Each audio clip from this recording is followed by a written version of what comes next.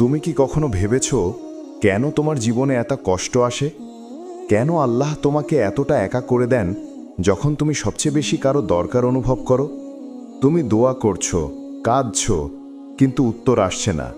তুমি ভাবছো আল্লাহ হয়তো তোমার কথা শুনছেন না, কিন্তু বাস্তবতা হলো আল্লাহ কখনো তোমার দোয়া ফেরান না।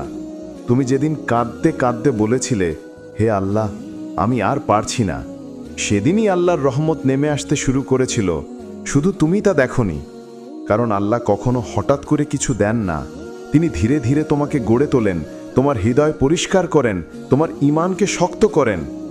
যখন তুমি একের পর এক দরজা বন্ধ হতে দেখো, তখন মনে রেখো আল্লাহ হয়তো তোমাকে এমন দরজার দিকে নিচ্ছেন যেটা তুমি কখনো কল্পনাও করনি। তুমি যখন ভেঙে পড়ছো, তখন আল্লাহ তোমাকে শেখাচ্ছেন যে ভরসা মানুষে নয়, ভরসা শুধু তাঁর ওপর।